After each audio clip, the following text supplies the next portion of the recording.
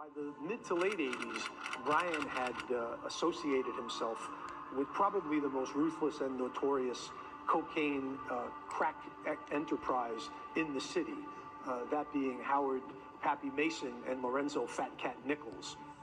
NYPD Rookie Police Officer was murdered, executioner style. And as I'm listening to that, I'm like, whoa. And when they say where it happened at 107 in Inwood, I'm like, oh, man.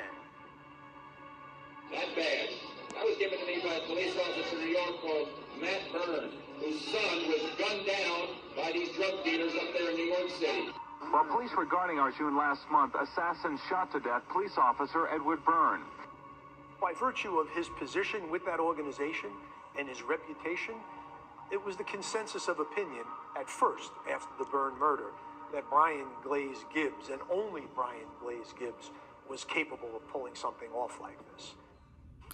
Hey, good day, good day, good day, good day. Thank you for joining me.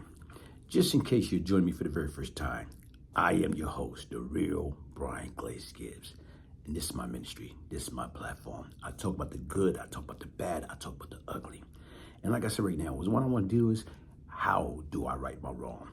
And how do I teach these kids we all have choices? Right now is you can do it the right way from the very beginning, and you're going to have a productive, successful life. Or you can do it the wrong way. And guess what, folks? Only thing going to happen is you're going to get invited to that graveyard of a violent death at a very early age. Or you're going to spend time, 5, 10, or the rest of your life in the hellhole, the prison system. And you know what? Today, what I'm going to talk about is this, man. I was listening to Vlad. He was interviewing Lance, you know what I'm saying, Un Rivera. And right now, with something that he say, right now, he was a drug dealer. And what happened? What changed? Why he stopped selling drugs? He said right after, the rookie police officer, Edward Burns, was shot and killed executioner style in Queens, Jamaica, Queens. Right now, he said, look, man, a lot of people stopped selling drugs and got into the hip hop, got into the music industry. And even with that being said, right now that's all it takes. It takes something crucial to happen. And right now is because TNT was invented, and they start raiding and destroying, kicking in doors and taking people down for any and everything. And you know what? He said that's what changed his life, and that's what saved him. Here we go. Let's listen to him. Rookie cop, 22-year-old Edward Byrne, ends up getting killed. Mm-hmm. And after investigation, they felt that the hit was actually ordered by Pappy Mason. Mm-hmm. This made national headlines. Mm-hmm. Ronald Reagan, who was the president at the time, personally called Edward Byrne's family. Mm-hmm. And then George H.W. Bush, who ran for president that same year, actually carried around Byrne's badge and would pull it out at rallies and say, when I'm president, I'm going to shut down all these drug dealers and I'm going to have a war on drugs and everything else like that. So then he became president. So by 1989, there was a lot of pressure by the feds on all the drug dealers around the country. And we were talking about this earlier. A lot of guys, drug dealers, murderers, criminals, started to make their way into the music industry. Like, what did you see in terms of that in a big picture? I mean, it was after the Edward Burns situation, they created TNT in New York. And TNT was the downfall of the drug dealer in New York City. Because they opened warrants, they didn't care who you was. They had corrupt cops locking up the wrong,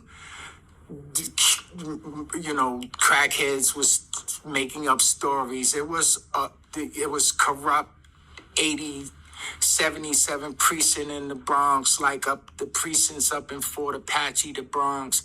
It was a mess, right? So, but it was so much money, right? After Bush was starting running for president, he targeted Fat Cat, Cream, and Tommy Mickens, right? And that was the beginning of New York drug dealers making their way out of town. Baltimore, D.C., Virginia, Maryland, North Carolina, South Carolina. But what was happening is that the mentality of New York hustlers went out there aggressively, and then there was so much murder, so much money first, then so many murders second, that these new SBI, federal task force started coming down on the out of New York drug dealers. They're giving them a lot of time, setting people up, lying, the natives making up stories about New York drug dealers, giving them all kinds of homicides that they committed.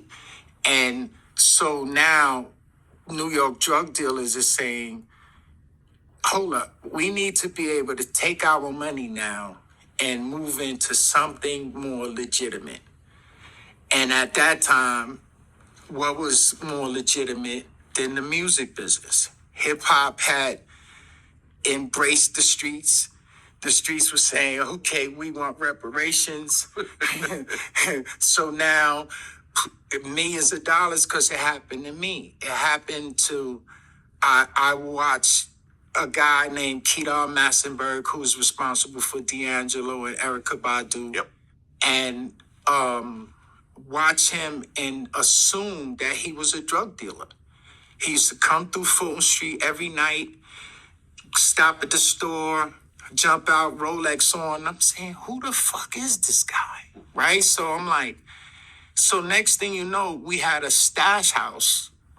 My brother Just, the same one that he left the little notes for me for, right? He next door to him, I see some guys, and this guy, Kedar, he pulls up, and they have a brownstone right next door. And I see all of these exotic cars pulling up. I'm saying, just those guys got to be drug dealers. He's saying, no, that's Daddy-O and them, the musicians. I'm saying, for real, right? So the next thing you know, I started talking to Kedar. Then I met his cousin, Jacob York. And I seen Jacob. One day I was on the block, and Jacob used to walk up and down the street. And I stopped him one day and I said, I need you to teach me everything you know about the music business. And the first thing he did was when he got me 2 books, the Hitman, Okay. and this world of business, music business is one. This business of music. Look what they're talking about, man. Like, even with this guy, like you said right now, after the Edward Byrne hit, we got to do something different. And you know what he did? He got into the music industry. And look when he got into the music industry. Look who he's the manager, Biggie Small. So once again, like I said right now, sometime right now, it's not how you start, it's how you finish. And even right now, shout out to Lance, man. Shout out, because once again, I think that's a powerful testimony or whatever, because sometimes it take pain or sometimes it take tragedy to change people's life, man. Hey, listen, folks, hit the like button, subscribe, share. One love.